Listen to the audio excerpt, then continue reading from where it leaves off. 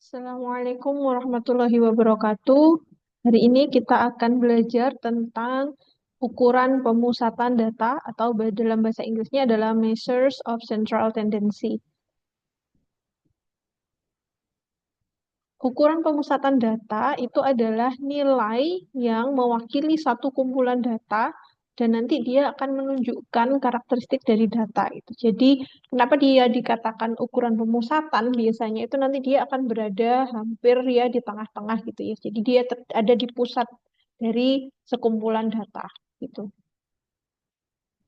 Contoh dari ukuran pemusatan gitu, misalkan ada satu kelas ya sedang mengadakan ujian matematika. Nah, kemudian guru ini perlu melaporkan kepada kepala sekolah misalkan atau kepada guru bagaimana performa atau bagaimana hasil dari ujian tersebut, maka kan guru tidak mungkin menampilkan semuanya gitu dalam satu tabel yang panjang. Maka untuk mempermudah gitu, untuk meringkas pelaporan itu, maka kita yang dilaporkan adalah rata-rata. Jadi rata-rata dari satu kelas itu bisa dikatakan mewakili dari nilai ujian yang ada di dalam kelas tersebut. Jadi itu adalah salah satu contoh. Yang kedua, misalkan di posyandu, kita mau tahu rata-rata tinggi badan anak usia 6 bulan di satu posyandu tertentu gitu. Maka untuk dilaporkan ke puskesmas atau di pusat kesehatan yang lebih tinggi, itu ya kita tidak mungkin melaporkan satu persatu, maka kita juga bisa menggunakan rata-rata.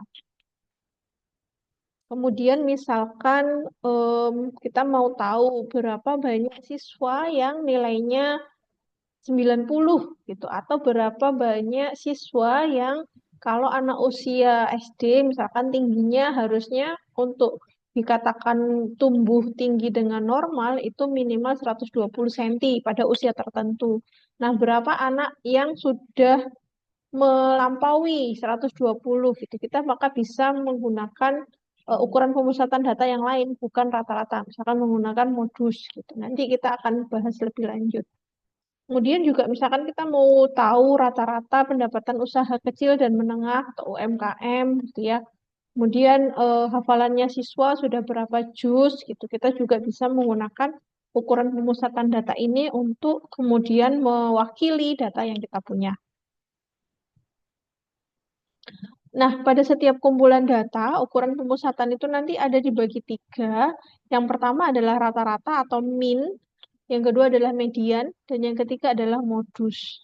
Nah, ketika ketiga nilai statistik itu, itulah yang kemudian dinamakan ukuran pemusatan data. Sebenarnya karena dia berada di tengah-tengah atau di pusat dari data itu. Biasanya nilainya cenderung sama atau mirip-mirip gitu ya.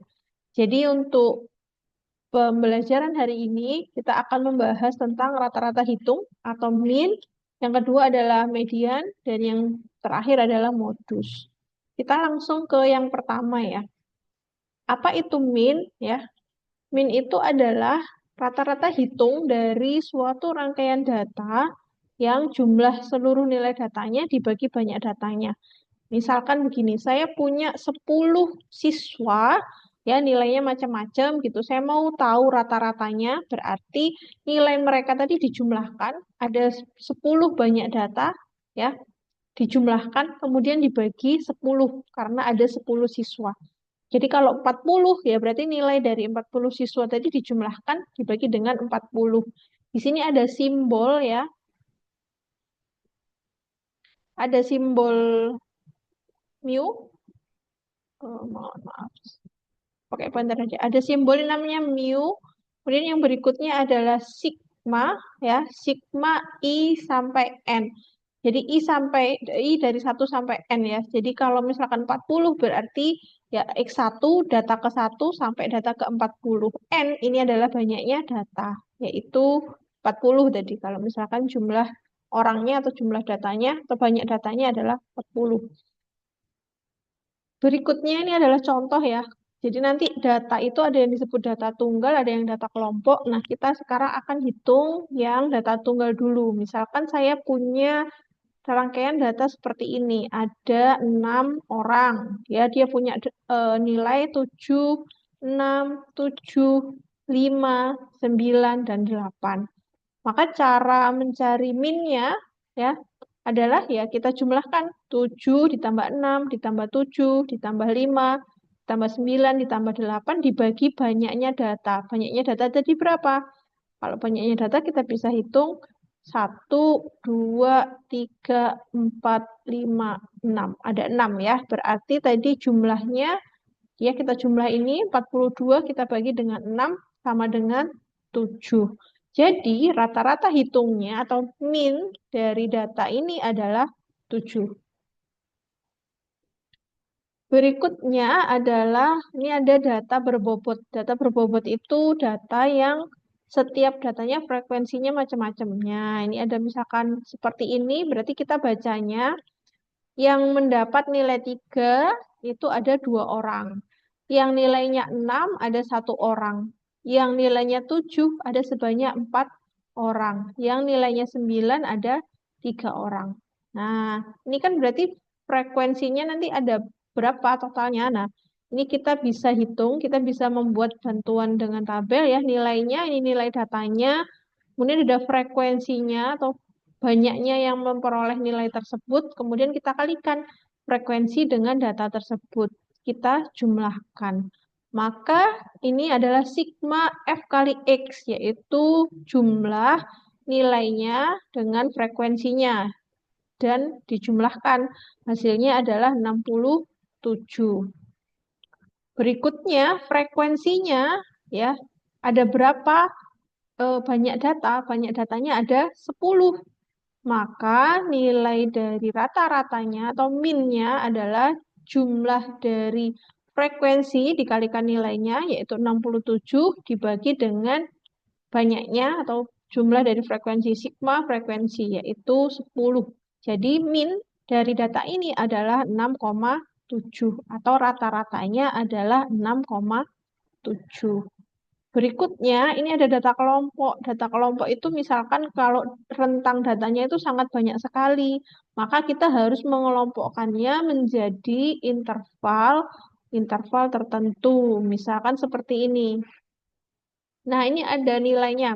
Eh 20 orang yang punya nilai 20 sampai 29 itu ada 4.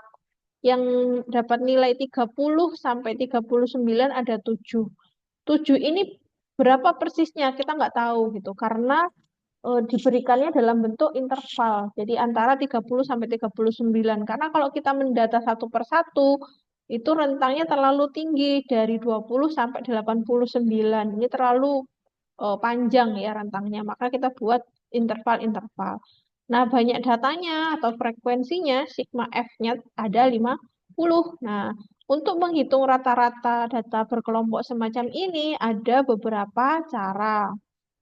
Yang pertama, kita menggunakan cara langsung. Cara langsungnya adalah kita menentukan nilai tengah. Nilai tengah dari siapa? Dari 20, dari masing-masing interval, dari 20 sampai 29, dari 30 sampai 39. Caranya adalah dijumlah ujung-ujungnya, kemudian dibagi 2. Jadi 20 ditambah 29 dibagi 2. Hasilnya adalah 24,5. Gitu. Nanti yang lainnya mengikuti. Nah, setelah itu, ini sama seperti data yang berbobot tadi. Frekuensinya kita kalikan dengan nilai. Kalau tadi kan datanya 1 ya, maka kita kalikan dengan data tersebut. Tapi kalau interval berarti yang kita kalikan adalah nilai tengahnya, yaitu frekuensinya dikalikan dengan nilai tengah. Hasilnya ini untuk yang kelas pertama, untuk yang berikutnya di kelas interval 30 sampai 39 hasilnya 241,5 dan seterusnya. Ini kemudian kita jumlah. Maka dari tabel ini kita bisa peroleh sigma F kali M, ya, jumlah dari frekuensinya dikalikan nilai tengahnya adalah 2695. Sigma F atau tadi frekuensinya adalah 50. Maka min dari data ini atau rata-rata dari data ini adalah 53,9. Ini adalah cara yang pertama. Nah, yang berikutnya kita menggunakan cara yang kedua, yaitu rata-rata sementara atau mu A. Ya, jadi kita nanti akan menggunakan, kita pilih rata-rata hitung yang kita asumsikan, atau kita pilih gitu ya. Kemudian kita ambil frekuensi pada kelas yang kita pilih tadi, kemudian kita hitung penyimpangannya, kemudian nanti kita cek kembali jumlah frekuensi, kemudian panjang interval kelasnya. Nah, bagaimana cara menerapkan rumus ini? Kita perhatikan tadi em, masih pakai data yang sama ya nanti ya. Jadi kita pilih titik tengah suatu kelas interval untuk dianggap sebagai nilai rata-rata. Kita misalkan tadi yang diasumsikan yaitu mu A. Kemudian kita tentukan penyimpangan atau selisih ya dari nomor interval kelas yang kita pilih tadi, yang titik tengahnya kita anggap nilai rata-rata sementara terhadap interval kelas yang lain. Kemudian kita hitung faktor koreksi ya yang akan membuat rata-rata yang diasumsikan menjadi dengan rata-rata sama dengan rata-rata yang diperoleh dari cara yang sebelumnya tadi. Nah, untuk lebih lengkapnya kita cek ini ya. Nah, misalkan ini kita pilih yang titik tengahnya ada di sini ya. Maka kita pilih yang rata-rata yang kita asumsikan adalah menggunakan titik tengah yang 54,5. Kemudian eh, kita berikan apa ya? eh, Boleh di stabilo gitu ya, boleh diberikan kotak atau dilingkari seperti ini. Kemudian nanti kita akan hitung D. Jadi D untuk kelas interval yang kita pilih itu kita berikan 0. Kemudian nanti ke atas itu kita akan berikan nilai -1, ke atas lagi -2, ke atas lagi -3. Kemudian ke bawah 1, 2, 3 gitu. Nanti semuanya ini kita kalikan ya, frekuensi dikalikan dengan D tadi atau em, apa namanya? Penyimpangan ya, deviasi itu, penyimpangan dari kelas interval. Kita kalikan 7 dikalikan -2, 8 dikalikan -1. Kemudian dari hasil ini kita jumlahkan sehingga kita hitunglah rata-ratanya. Ya, tadi mu A itu adalah nilai tengahnya 54,5 yang kita asumsikan tadi. Kemudian sigma FD itu adalah jumlah ya, jumlah hasil kali dari F dikalikan D, frekuensi dari masing-masing kelas dikalikan dengan tadi deviasi atau penyimpangannya berapa. Kemudian dibagi N, banyaknya data. Di sini di bawahnya kolom F paling bawah jumlahnya yaitu 50. Kemudian intervalnya itu ada 10. Bagaimana cara menghitung panjang interval? Kita cacah saja 20, 21, 22, 23, 24, 25, 26, 27, 28, 29. Ada 10. Jadi masing-masing interval itu memuat 10.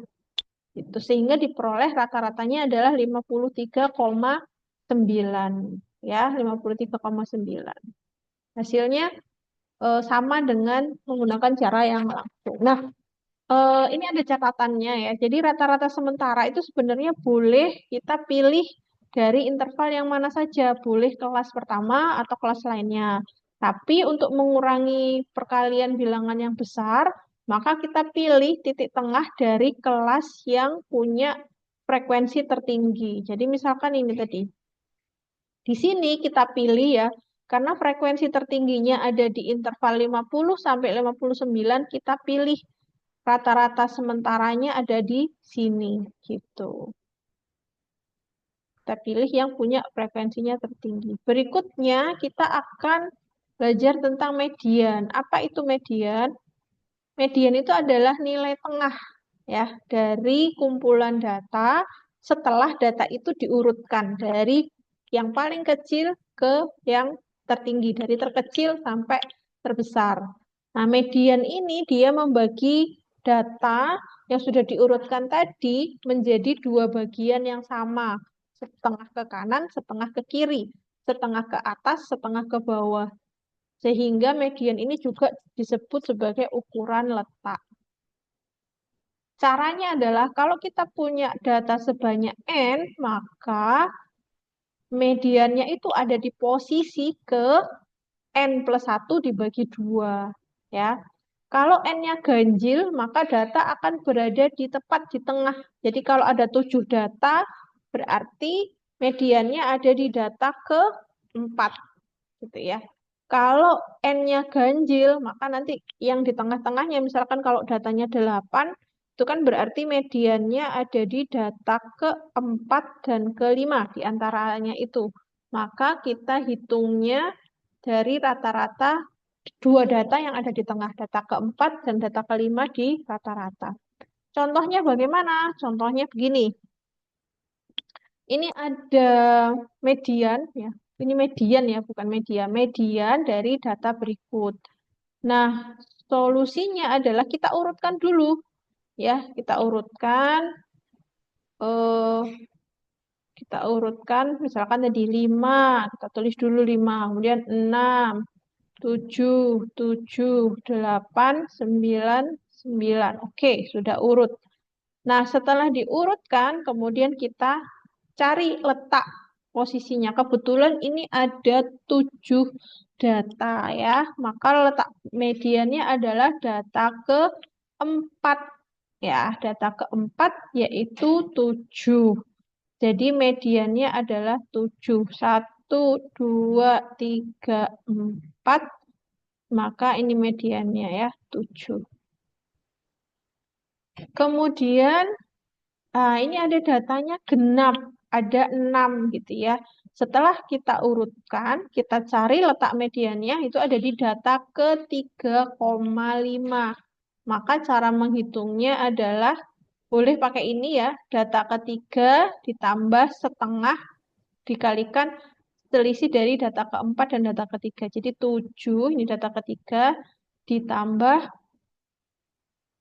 setengah kali 8 dikurangi 7. Yaitu 7,5. Tapi bisa juga langsung saja yang ada di tengah-tengahnya itu adalah 7 dan 8. Ya sudah, ini dijumlahkan dibagi 2. Hasilnya tetap sama, 7,5. Nah, kalau data kelompok itu menghitungnya bagaimana? Nah, ini ada rumusnya ya, median data per kelompok.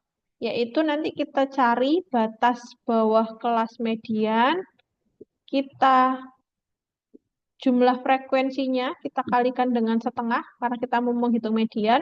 Kemudian ada sigma F berarti kumulatif kelas sebelum kelas median. Dan yang terakhir adalah frekuensi kelas median. Kemudian terakhir dikalikan dengan interval kelas median. Contohnya bagaimana? Kita akan menggunakan contoh yang sama seperti yang tadi. Ya, tabelnya sama, kemudian datanya sama. Solusinya, nah ini ada letak median. Letak median kita cek dulu. Karena banyak datanya, frekuensinya ada 50, berarti mediannya ada di setengah N. Yaitu di data sekitar 25 ya.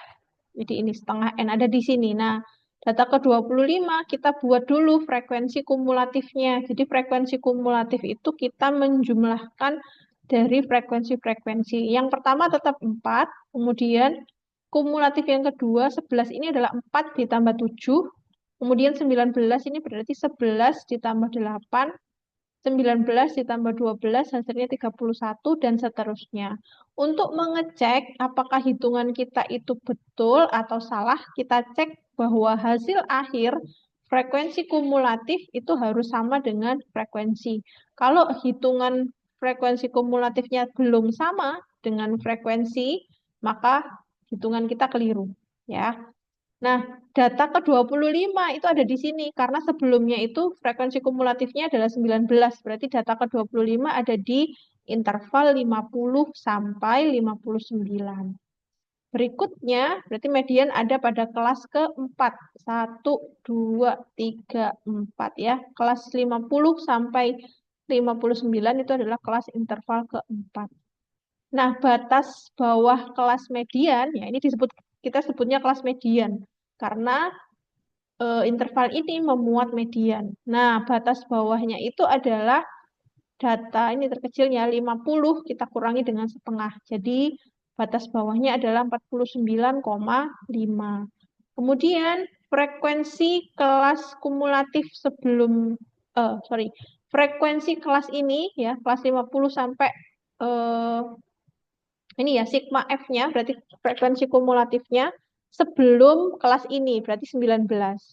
Kemudian frekuensi kelas median ya, frekuensi yang ada di kelas ini yang dimerahi ini berarti 12. Kemudian intervalnya 10.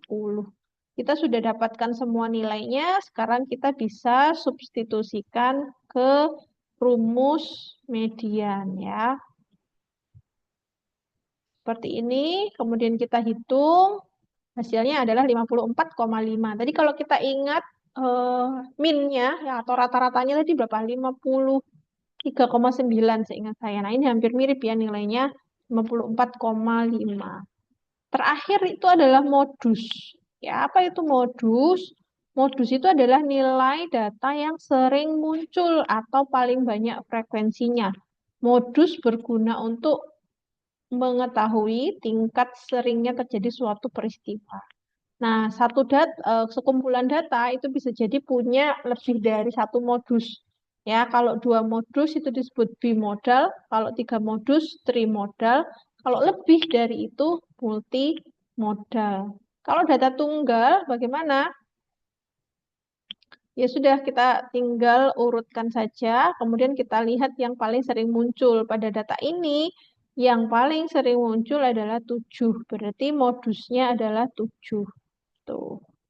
Kemudian, nah ini kalau modusnya lebih dari satu, ya. Misalkan ini ada 6, ini muncul 2 kali, 7 juga muncul 2 kali. Maka modusnya adalah 6 dan 7. Ini untuk data tunggal. Nah, kalau data berkelompok, bagaimana? Ini juga ada rumusnya.